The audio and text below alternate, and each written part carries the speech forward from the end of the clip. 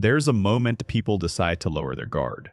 You can feel it shift even when no one says a word. Most people never get to see that version of others.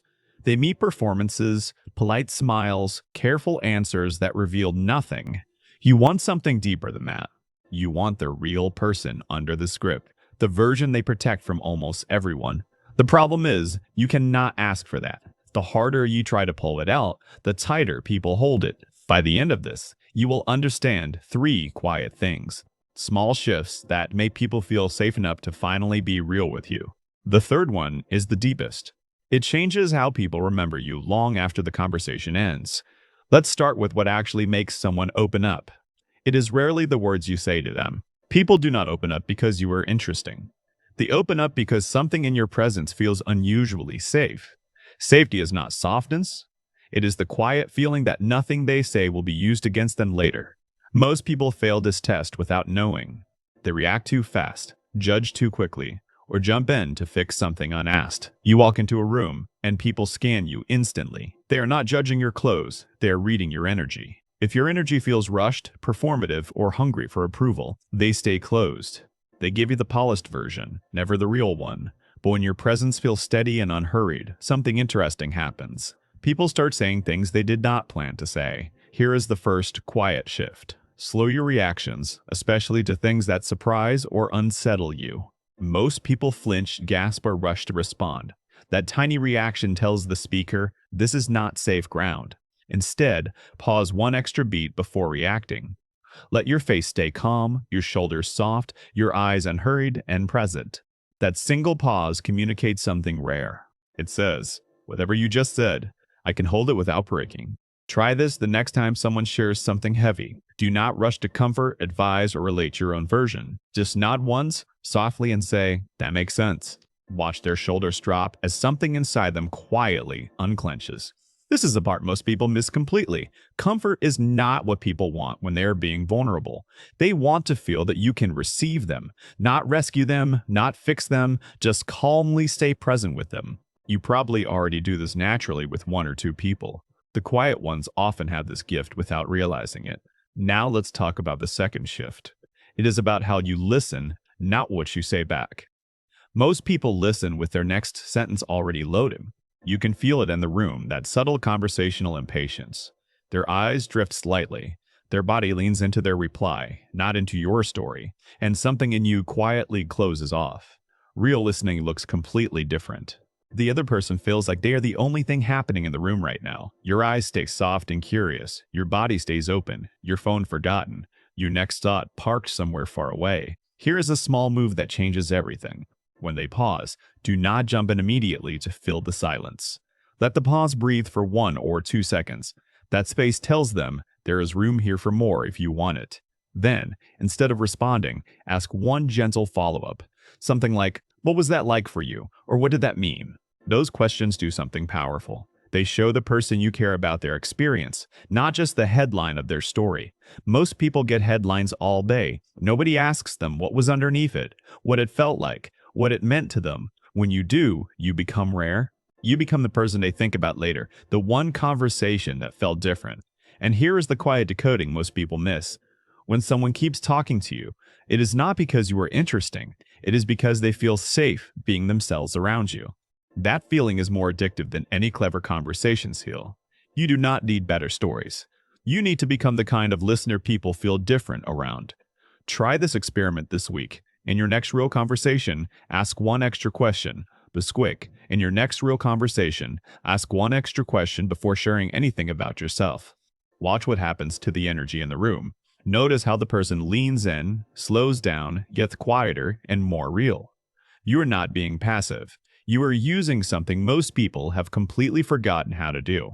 Before we go deeper, let me ask you something. When was the last time someone really listened to you fully? Drop a memory in the comments if one comes to mind. Even one sentence about how it felt being truly heard. Someone else reading this needs to know that feeling exists. Your small comment might be the proof they were looking for. Now, back to what makes you the safe one. Because the next layer is where most people stop, and it matters most. Here is something subtle that quietly destroys safety. The little judgments that leak out of your face without permission, a small frown, a surprised eyebrow. a flicker of disapproval when someone shares a choice you would not have made yourself.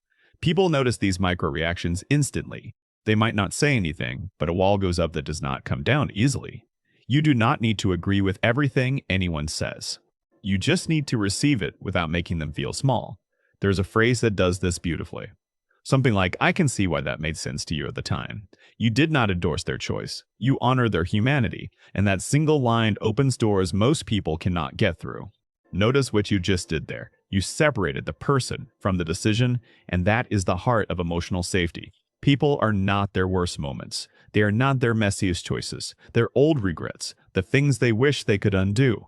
When you treat them like more than their story, they show you more of themselves, the version under the version they usually share. This is where quiet people have a hidden advantage. You already pay attention to nuance, to feelings, to what is underneath. You do not need to be louder to use this gift. You need to trust that your quieter presence is already doing the work. While others perform, you observe. While others wait to speak, you actually hear, and people can feel the difference in their bones. Let's add one more layer to this. The way you hold someone's secrets, even small ones, builds trust over time. If someone tells you something personal, it does not belong to anyone else. Not your group chat, not a passing joke, not even a hint. People test this without telling you. They share something small first, then watch to see if it stays exactly where they put it. Pass that test, and they will share the bigger things. Fail it once, and they will never trust you with anything real again. This is one of the quietest forms of power. The person who can hold a secret without effort becomes everyone's safe place. You do not need to be everyone's therapist. You just need to be the one person who never makes anyone regret being honest. Now here's the next part most people miss. Safety is not only about how you treat them, it is about how you treat yourself. If you are harsh with yourself out loud, people learn something. They learn that this is what you do to people you are close to. Notice how you talk about your own mistakes. If you mock yourself harshly, people will quietly hide their mistakes from you. But if you talk about your own slip-ups with calm humor, something shifts. The room exhales and people stop pretending to be flawless. Your self-compassion gives others permission. Permission to be human. Permission to be unfinished. Permission to bring their real self into the room. You do not have to overshare to do this. A single light line about your own learning curve is enough to soften the room. Here is a deeper truth worth sitting with. Charisma is not making people impressed with you. It is making them feel safe being themselves. Anyone can perform interesting. Very few people can make a stranger feel like an old friend in under 10 minutes. That rare quality is what you are building, one quiet conversation at a time. And it does not require personality transplant to do it. There is one more shift I want to show you. This is the part almost no one teaches, and it changes how people remember you. When someone finally opens up to you, there is a critical moment. The moment right after they share something they were nervous to say. Most people rush past it. They jump straight into advice, reassurance, or a story of their own that loosely matches the theme. Do not do that. Stay in the moment with them for a few seconds longer than feels comfortable to you. Look at them softly. Say something simple like, "Thank you for telling me that," or "I am really glad you said that out loud." That tiny pause does something almost magical. It tells the person, "What you just gave me, I am holding it carefully." People rarely get that. They get reactions, they get advice, they get changed subjects, but they rarely get honored. When you honor what someone shares, you become unforgettable. Not because you said the perfect thing, but because you did not rush their moment. Months from now, they will not remember your words. They will remember how easy it felt to breathe when they were near you. And here's the deepest truth of all. People do not bond with you over your best moments. They bond over feeling truly received. You do not need to be the most charming person in the room. You need to be the one who makes the room feel a little less lonely. That is a quieter kind of power. The kind that does not announce itself, but stays with people long after the conversation ends. So here's what to try this week. Pick one conversation and just practice slowing your reactions by a single beat. Notice what happens to the other person. Notice what happens inside you and how the conversation gently becomes something more real. If one part of this resonated, tell me which one. Drop it in the comments. Even 1 or 2 words is enough. If you want more of this quiet kind of skill, subscribe and tap the bell. New ideas land here every week for people who notice things. The world has plenty of loud people fighting to be heard. It does not have nearly enough quiet people who make others feel real.